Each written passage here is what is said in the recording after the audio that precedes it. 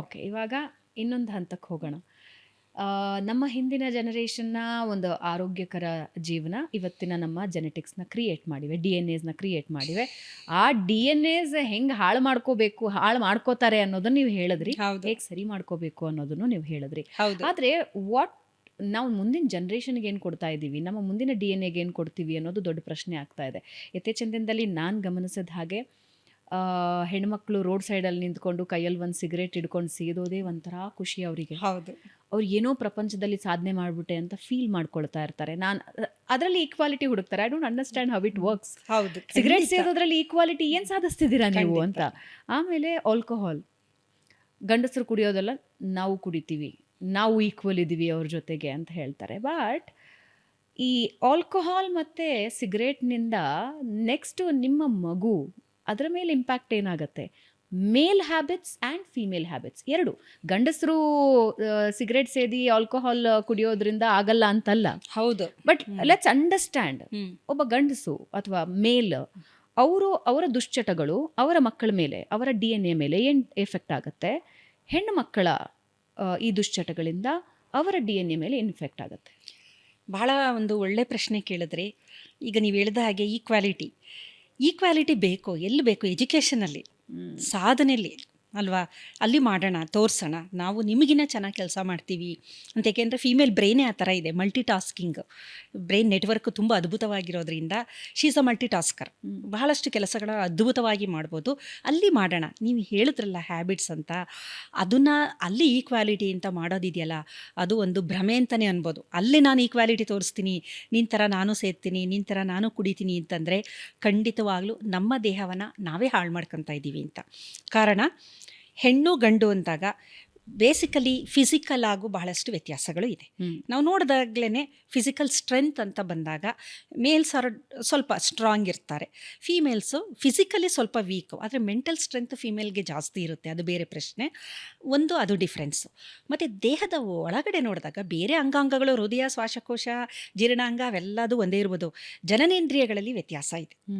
ಜನನೇಂದ್ರಿಯದಲ್ಲಿ ವ್ಯತ್ಯಾಸ ಬಂದಾಗ ಹಾರ್ಮೋನಲ್ಲಿ ವ್ಯತ್ಯಾಸ ಕಾಣ್ತೀವಿ ನಾವು. ಪುರುಷರಲ್ಲಿ ಟೆಸ್ಟೋಸ್ಟಿರಾನ್ ಅಂತ ಹಾರ್ಮೋನು ಜಾಸ್ತಿ ಪ್ರಮಾಣದಲ್ಲಿ, ಡಾಮಿನೇಟಿಂಗ್ ಹಾರ್ಮೋನು ಜಾಸ್ತಿ ಇರ್ತದೆ. ಆ ಟೆಸ್ಟೋಸ್ಟಿರಾನ್ ಹಾರ್ಮೋನಿಂದನೇ ಪುರುಷತ್ವ, ಅವರ ಒಂದು ಗಡ್ಡ ಮೀಸೆ ಬರೋಂಥದ್ದೇ ಆಗಲಿ, ವಾಯ್ಸು ಹದಿಹರೆಯದಲ್ಲಿ ಒಡೆಯೋದೇ ಆಗಲಿ, ಅದೆಲ್ಲದನ್ನು. ಮತ್ತು ಅಗ್ರೆಸಿವ್ ನೇಚರು, ಏನಕ್ಕೆ ಅವರು ಸ್ವಲ್ಪ ಅಗ್ರೆಸಿವ್ ಆಗಿರ್ತಾರೆ ಅಂದರೆ ಟೆಸ್ಟೋಸ್ಟಿರಾನ್ ಡಾಮಿನೇಟ್ ಆಗಿರುತ್ತೆ. ಹೆಣ್ಣು ಮಕ್ಕಳಲ್ಲಿ ಎಸ್ಟ್ರೋಜನ್ ಅಂತ ಹಾರ್ಮೋನು. ಎಸ್ಟ್ರೋಜನ್ ಹಾರ್ಮೋನು ಇದನ್ನು ನಾವು ಒಂದು ಮೆನಿಸ್ಟ್ರೇಷನ್ ಅಂತ ಶುರು ಆಗುತ್ತಲ್ಲ, ಆ ಸಂದರ್ಭದಿಂದ ಜಾಸ್ತಿ ಇರುತ್ತೆ. ಅದು ಒಂದು ಹೆಣ್ಣು ಹಾರ್ಮೋನು ಅಂತ ಹೇಳ್ಬೋದು, ಡಾಮಿನೇಟಿಂಗು. ಗಂಡಸರಲ್ಲೂ ಸ್ವಲ್ಪ ಮಟ್ಟಿಗೆ ಎಸ್ಟ್ರೋಜನ್ ಇರುತ್ತೆ, ಹೆಂಗಸರಲ್ಲೂ ಸ್ವಲ್ಪ ಟೆಸ್ಟೋಸ್ಟಿರಾನ್ ಇರುತ್ತೆ, ಇಲ್ಲ ಅಂತಲ್ಲ. ಬಟ್ ಎಸ್ಟ್ರೋಜನ್ನು ಅನ್ನುವ ಹಾರ್ಮೋನು ಡಾಮಿನೇಟಿಂಗು. ಇದು ಭಾಳ ಮೊದಲನೇದಾಗಿ ನಾವು ತಿಳ್ಕೋಬೇಕಾದಂಥ ವ್ಯತ್ಯಾಸ. ಮೊದಲು ಹಾರ್ಮೋನ್ಗಳಲ್ಲೇ ವ್ಯತ್ಯಾಸ ಇದೆ. ಎಸ್ಟ್ರೋಜನ್ನು, ಪ್ರೊಲ್ಯಾಕ್ಟಿನ್ನು, ಈ ಥರದ್ದು ಕೆಲವೊಂದು ಹಾರ್ಮೋನುಗಳು ಹೆಣ್ಣು ಮಕ್ಕಳಲ್ಲಿ ಜಾಸ್ತಿ ಇದೆ. ಸೊ ಈಗ ಗಂಡಸರು ಮಾಡಿದ ಹಾಗೆ ನಾನು ಮಾಡ್ತೀನಿ ಅಂದರೆ, ಉದಾಹರಣೆಗೆ ಹೇಳ್ಬೇಕು ಅಂದರೆ ಆಲ್ಕೋಹಾಲ್ ಬಗ್ಗೆ ನೀವು ಹೇಳಿದ್ರಿ. ಈಗ ನ್ಯೂ ಇಯರ್ ಅಂದಾಗ ನಾವು ನೋಡಿದ್ವು ಬೆಂಗಳೂರಿನಲ್ಲಿ ಯಾವ ಪರಿಸ್ಥಿತಿ ಇತ್ತು. ಈಗ ನೋಡಿ, ಅಷ್ಟೇ ಪ್ರಮಾಣದ ಆಲ್ಕೋಹಾಲು ಗಂಡಸು ಸೇವನೆ ಮಾಡಿದ್ರೆ ಅಂಥದ್ದೇನೂ ಆಗಲ್ಲ. ಆದರೆ ಅಷ್ಟೇ ನೀವು ಸುಮ್ಮನೆ ಆ ಸೀನ್ ನೋಡಿದಾಗ ಟಿ ವಿಲಿ ಹುಡುಗಿರನ್ನ ಎತ್ಕೊಂಡು ಹೋಗ್ತಾ ಇದ್ರು, ಹುಡುಗರು ಸ್ವಲ್ಪ ಹಾಗೆ ಹೋಗ್ತಾ ಇದ್ರು. ಅಂದರೆ ಅಷ್ಟೇ ಸೇವನೆ ಇವರು ತಡ್ಕೊಳಕ್ಕಾಗಿಲ್ಲ. ಅಂದರೆ ದೇಹದಲ್ಲಿ ನಡೆಯುವ ಕ್ರಿಯೆ ಇದೆಯಲ್ಲ, ಅದು ಕೋಪಪ್ ಮಾಡ್ತಾ ಇಲ್ಲ ಅಂತ ನಾವು ಅರ್ಥ ಮಾಡ್ಕೋಬೇಕು. Same dose of alcohol consumption ಗಂಡಸರಲ್ಲಿ ಬೇರೆ ಥರ ಪರಿಣಾಮ ಬೀರುತ್ತೆ, ಹೆಂಗಸರಲ್ಲಿ ಅವರಲ್ಲಿ ಸೇಫ್ ಡೋಸ್ ಅನ್ನೋದು ಇಲ್ಲಿ ಟಾಕ್ಸಿಕ್ ಆಗುತ್ತೆ, ವಿಷದ ಥರ. Sorry to interrupt. ಇನ್ನೊಂದು ನಾನು ಅಬ್ಸರ್ವ್ ಮಾಡಿದ್ದು ಮತ್ತು ಕೆಲವೊಂದು ಅಧ್ಯಯನಗಳು, ಸೇಮ್ ಡೋಸ್ ಆಫ್ ಆಲ್ಕೋಹಾಲ್ ಮನುಷ್ಯನ ಗಂಡಸಿನ ದೇಹದ ಆರೋಗ್ಯದ ಮೇಲೆ ಪ್ರಭಾವ ಬೀರೋದಕ್ಕೂ ಹೆಣ್ಣಿನ ದೇಹದ ಮೇಲೆ ಆರೋಗ್ಯ, ಎಸ್ಪೆಷಲಿ ಅವರ ಲಿವರ್ ಫಂಕ್ಷನ್ ಮೇಲೆ ಪ್ರಭಾವ ಬೀರೋದಕ್ಕೂ ಬಹಳ ವ್ಯತ್ಯಾಸ ಇದೆ. ಆ್ಯಂಡ್ ಆಲ್ಕೋಹಾಲ್ ಅಡಿಕ್ಷನ್ ಗಂಡಸಿನ ದೇಹಕ್ಕಿಂತ ಹೆಚ್ಚಿನ ಕೆಟ್ಟ ಪರಿಣಾಮ ಹೆಣ್ಣಿನ ದೇಹದ ಮೇಲೆ. ಅಂದರೆ ಅವರ ಡೆತ್ ರೇಟ್ ಕೂಡ, ಇಫ್ ಐ ಆಮ್ ರೈಟ್, ನಾನು ನೋಡಿರೋ ಪ್ರಕಾರ, ನಾನು ಓದಿರೋ ಪ್ರಕಾರ, ಆಲ್ಕೋಹಾಲ್ ಕನ್ಸಂಪ್ಷನ್ ಆಮೇಲೆ ಸಿಗರೇಟ್ ಸ್ಮೋಕಿಂಗ್ ಕನ್ಸಂಪ್ಷನಿಂದ ಅವರಿಗೆ ತುಂಬ ಕ್ರಿಟಿಕಲ್ ಹೆಲ್ತ್ ಪ್ರಾಬ್ಲಮ್ಸ್, ಆರೋಗ್ಯ ಸಮಸ್ಯೆಗಳು ತುಂಬ ಬೇಗ ಬರುತ್ತೆ.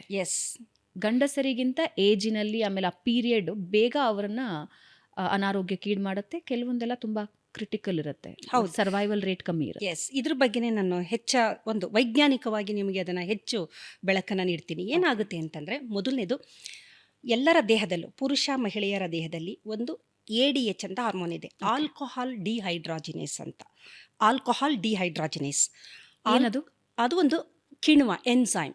ಈಗ ಆಲ್ಕೋಹಾಲ್ನ ಸೇವನೆ ಮಾಡಿದಾಗ ಈ ಆಲ್ಕೋಹಾಲ್ ಡಿಹೈಡ್ರಾಜಿನೇಸು, ಆಲ್ಕೋಹಾಲ್ ಇದೆಯಲ್ಲ ನಾವು ಸೇವನೆ ಮಾಡಿದ್ದು, ಅದನ್ನು ಆಲ್ಡಿಹೈಡ್ ಆಗಿ ಅದನ್ನು ಪರಿವರ್ತನೆ ಮಾಡುತ್ತೆ. ಆಲ್ಡಿಹೈಡ್ ನಂತರ ಇನ್ನೊಂದು ಎನ್ಸೈಮ್ ಇದೆ ದೇಹದೊಳಗಡೆ. ನಾವು ಏನೇ ಸೇವನೆ ಮಾಡಿದ್ರೆ, ನಾನು ಹೇಳಿದೆ, ಫೈನಲಿ ದೇಹ ಅದನ್ನು ನೋಡ್ಕೊಳ್ಳುತ್ತೆ.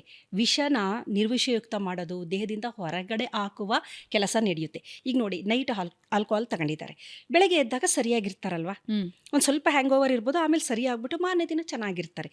ಕಾರಣ, ತೆಗೆದುಕೊಂಡ ಆಲ್ಕೋಹಾಲು ದೇಹದಿಂದ ಮೂತ್ರದ ಮುಖಾಂತರ ಬೇರೆ ರೂಪದಲ್ಲಿ ಹೊರಗಡೆ ಬಂದಾಗಿದೆ. ಸೊ ಅದಕ್ಕೆ ಅವನು ನಾರ್ಮಲ್ ಆಗಿ ಇರ್ತಾನೆ. 2 ಎನ್ಸೈಮ್ಗಳನ್ನ ಬಗ್ಗೆ ಬಹಳ ನಾವು ತಿಳ್ಕೊಂಡಿರಬೇಕು.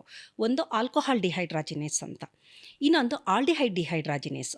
ಮೊದಲನೇದು, ಆಲ್ಕೋಹಾಲ್ ಸೇವನೆ ಮಾಡಿದಾಗ ನಾವು ಸೇವಿಸುವ ಆಲ್ಕೋಹಾಲು ಆಲ್ಡಿಹೈಡ್ ಆಗಿ ಕನ್ವರ್ಟ್ ಆಗುತ್ತೆ. ನಂತರ ಇನ್ನೊಂದು ಎನ್ಸೈಮ್ ಬರುತ್ತಲ್ಲಿ, ಅದು ಆಲ್ಡಿಹೈಡ್ನ ಸಿಟ್ರಿಕ್ ಆ್ಯಸಿಡ್ ಆಗಿ ಕನ್ವರ್ಟ್ ಮಾಡುತ್ತೆ, ಫೈನಲಿ ನಿರ್ವಿಷಯುಕ್ತ ಮಾಡುತ್ತೆ. ಮಹಿಳೆಯರಲ್ಲಿ ಏನಾಗುತ್ತೆ ಅಂದರೆ, ಇದು ಎಲ್ಲೆಲ್ಲಿ ಇರುತ್ತೆ ಅಂದರೆ ಕರುಳಿನಲ್ಲಿರುತ್ತೆ, ಗ್ಯಾಸ್ಟ್ರಿಕ್ ಅಂತ ಅಂತೀವಿ. ಸೇವಿಸಿದ ತಕ್ಷಣ ಗ್ಯಾಸ್ಟ್ರಿಕ್ ಅಂದರೆ ಕರುಳಿನಲ್ಲಿ ಈ ADH ಅನ್ನುವ ಒಂದು ಕಿಣ್ವ ಇದೆ. ಸೇವಿಸಿದ ತಕ್ಷಣ ಏನಾಗುತ್ತೆ, ಅದನ್ನು ಆಲ್ಡಿಹೈಡ್ ಆಗಿ ಇಮಿಡಿಯೇಟಾಗಿ ಕನ್ವರ್ಟ್ ಮಾಡುತ್ತದು. ಮಾಡಿಬಿಟ್ಟು ತಕ್ಷಣ ದೇಹ ರೆಡಿಯಾಗಿರುತ್ತೆ. ಏನೇ ಬಂದರೂ ಒಂಥರ ಯುದ್ಧದಲ್ಲಿ ರೆಡಿ ಇರ್ತಾರಲ್ಲ ಸೋಲ್ಜರ್ಸು, ಆ ಥರ. ತಕ್ಷಣ ಏನು ಮಾಡುತ್ತೆ, ಅದನ್ನು ಸಿಟ್ರಿಕ್ ಆ್ಯಸಿಡ್ ಆಗಿ ಲಿವರ್ಗೆ ಹೋಗುತ್ತೆ. ಅಲ್ಲಿಂದ ಲಿವರಲ್ಲಿ ಇದೆಲ್ಲ ಪ್ರಾಸೆಸ್ ನಡೆದು ದೇಹದಿಂದ ಹೊರಗೋಗುತ್ತೆ. ಮಹಿಳೆಯರಲ್ಲಿ ಏನಾಗುತ್ತೆ, ಕರುಳಿನಲ್ಲಿರುವ ADH ಪ್ರಮಾಣ ತುಂಬ ಕಮ್ಮಿ, ತುಂಬ ಅಂದರೆ ತುಂಬ ಕಮ್ಮಿ ಗಂಡಸರಿಗೆ ಹೋಲಿಸಿದ್ರೆ. ಸೊ ಆಲ್ಕೋಹಾಲು ಆಲ್ಡಿಹೈಡ್ ಆಗಿ ಕನ್ವರ್ಟ್ ಆಗೋದಿಲ್ಲ, ರಕ್ತಕ್ಕೆ ಹೊರಟೋಗ್ಬಿಡುತ್ತೆ ಅದು. ಅದೇ ಥರ ಲಿವರ್ಗೆ ಹೋಗುತ್ತೆ. ನಂತರ ಲಿವರಲ್ಲೂ ಅಷ್ಟೇ ADH ಇದೆಯಲ್ಲ, ಆಲ್ಕೋಹಾಲ್ ಡಿಹೈಡ್ರಾಜಿನೇಸು, ಆಲ್ಡಿಹೈಡ್ ಡಿಹೈಡ್ರಾಜಿನೇಸ್ ಪ್ರಮಾಣ ಗಂಡಸರಿಗಿನ್ನ ಕಮ್ಮಿ ಇರುತ್ತದೆ. ಹಾಗಾಗಿ ಏನಾಗುತ್ತೆ, ಇದು ರಕ್ತದಲ್ಲಿ ಈ ಆಲ್ಕೋಹಾಲು ಹೆಚ್ಚಾಗಿರೋದ್ರಿಂದ ಪುರುಷರಿಗೆ ಹೋಲಿಸಿದರೆ ಮಹಿಳೆಯರ ದೇಹದ ಮೇಲೆ ದುಷ್ಪರಿಣಾಮ ಬೀರುವ ಸಾಧ್ಯತೆಗಳು ತುಂಬ ಅಂತ. ಅಡಿಕ್ಟೆಡ್ ಪರ್ಸೆಂಟೇಜ್ ಕೂಡ ಜಾಸ್ತಿ, ಅಡಿಕ್ಷನು ಜಾಸ್ತಿ ಆಗುತ್ತೆ, ದೇಹಕ್ಕೆ ತೊಂದರೆನೂ ಜಾಸ್ತಿ ಆಗುತ್ತೆ. ಇನ್ನೊಂದು ಬಹಳ ಮುಖ್ಯ ಕಾರಣ ಏನು ಅಂದರೆ ಎಸ್ಟ್ರೋಜನ್, ಫೀಮೇಲ್ ಹಾರ್ಮೋನ್ ಇದೆಯಲ್ಲ ಎಸ್ಟ್ರೋಜನ್ನು, ಆಲ್ಕೋಹಾಲ್ನ ರೀಅಬ್ಸಾರ್ಬ್ ಮಾಡ್ಕೊಳ್ಳುತ್ತೆ, ಟೆಸ್ಟೋಸ್ಟಿರಾನ್ ಮಾಡ್ಕೊಳ್ಳಲ್ಲ. ಇದು ಭಾಳ ಮುಖ್ಯವಾದ ಡಿಫ್ರೆನ್ಸ್. ರೀಅಬ್ಸರ್ವ್ ಮಾಡೋದು ಅಂದರೆ ಅದನ್ನು ಈಗ ಹೋಗ್ತಾ ಇದೆ ಅಲ್ವಾ ಹೊರಗಡೆ, ಪುನಃ ಎಳ್ಕೊಳ್ಳೋದು. ಇದು ದೇಹದಿಂದ ಹೊರಗಡೆ ಹೋಗ್ಬೇಕಲ್ವಾ, ಗಂಡಸರಲ್ಲಿ ಹೊಟ್ಟೋಗುತ್ತೆ, ಟೆಸ್ಟೋಸ್ಟಿರಾನು ಇನ್ಫ್ಲೂಯೆನ್ಸ್ ಮಾಡಲ್ಲ. ಆದರೆ ಮಹಿಳೆಯರಲ್ಲಿ ರೀಅಬ್ಸಾರ್ಪ್ಷನ್ ಆಫ್ ಆಲ್ಕೋಹಾಲ್, ಎಸ್ಟ್ರೋಜನ್ ಅನ್ನುವ ಹಾರ್ಮೋನು ಪ್ಲಸ್ ಆಲ್ಕೋಹಾಲು ಎರಡೂ ಸೇರ್ಕೊಂಡ್ರೆ ದೇಹ ಡ್ಯಾಮೇಜ್ ಆಗೋದ್ರಲ್ಲಿ ಏನೂ ಸಂದೇಹನೇ ಇಲ್ಲ. ಈ ಸಂದರ್ಭದಲ್ಲಿ ಏನಾಗುತ್ತೆ ಅಂದರೆ, ಡೊಪಮೈನ್ ಅಂತ ನಮ್ಮ ಮೆದುಳಿನಿಂದ ಬಿಡುಗಡೆಯಾಗುವ ಹಾರ್ಮೋನ್ ಏನಿದೆ, ಅದು ಸ್ಪೈಕ್ ಜಾಸ್ತಿ ಪ್ರಮಾಣದಲ್ಲಿ ಮಹಿಳೆಯರಲ್ಲಿ ಅದು ಇದಾಗ್ತಾ ಬರುತ್ತೆ, ಜಾಸ್ತಿ ಆಗ್ತಾ ಹೋಗುತ್ತೆ. ಇದರ ಜೊತೆಯಲ್ಲಿ ಒಂದು CYP2 ಅಂತ, CYP1E2 ಅಂತ ಒಂದು ಜೀನ್ ಇದೆ. ಆ ಜೀನ್ ಲಿವರಲ್ಲಿರೋ ಅಂಥದ್ದು, ಅದು ಆ್ಯಕ್ಟಿವೇಟ್ ಆಗಿ ಏನಾಗುತ್ತೆ, ಆಲ್ಕೋಹಾಲ್ ಯಾರು ಸೇವನೆ ಮಾಡಿರ್ತಾರೆ ಅಂಥವರ ಲಿವರ್ನಲ್ಲಿ ವಿಷಗಳನ್ನು ಬಿಡುಗಡೆ ಮಾಡುತ್ತೆ, ರಿಯಾಕ್ಟಿವ್ ಆಕ್ಸಿಜನ್ ಸ್ಪೀಶೀಸ್ ಅಂತ, ಅದನ್ನು ಜಾಸ್ತಿ ಬಿಡುಗಡೆ ಮಾಡ್ತಾ ಬರುತ್ತದೆ. ಮಹಿಳೆಯರಲ್ಲಿ ಇವೆಲ್ಲ ಜಾಸ್ತಿ ನಡೆಯೋ ಅಂಥದ್ದು, ಪುರುಷರಲ್ಲಿ ನಡೆದರೂ ಸ್ವಲ್ಪ ಪ್ರಮಾಣದಲ್ಲಿ ನಡೆಯುತ್ತೆ.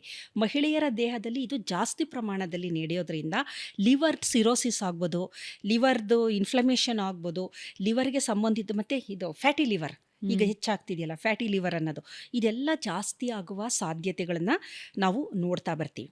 ಇದರ ಜೊತೆಯಲ್ಲಿ ಮಹಿಳೆಯರು ಆಲ್ಕೋಹಾಲ್ನ ಸೇವನೆ ಮಾಡಿದಾಗ ಗಾಬಾ ಅಂತ ಒಂದು ನ್ಯೂರೋ ಟ್ರಾನ್ಸ್ಮಿಟರು ನಮ್ಮ ಮೆದುಳಿನಲ್ಲಿರುತ್ತೆ.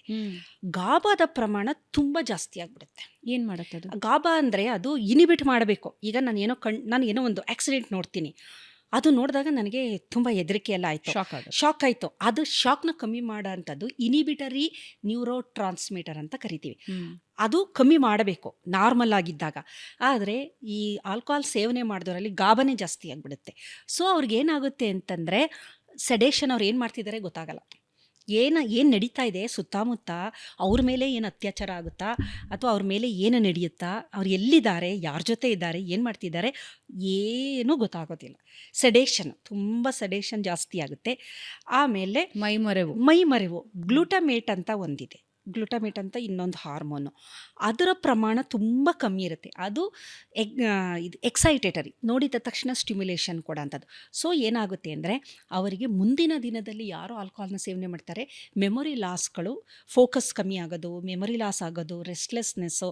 ಪುರುಷರಿಗೆ ಹೋಲಿಸಿದ್ರೆ ಇಲ್ಲಿ ಡ್ಯಾಮೇಜು ತುಂಬಾ ಜಾಸ್ತಿ ಆಗುತ್ತೆ. ಅವ್ರಿಗೆ ಆಗೋದಿಲ್ಲ ಅಂತ ಹೇಳ್ತಾಯಿಲ್ಲ ನಾನು.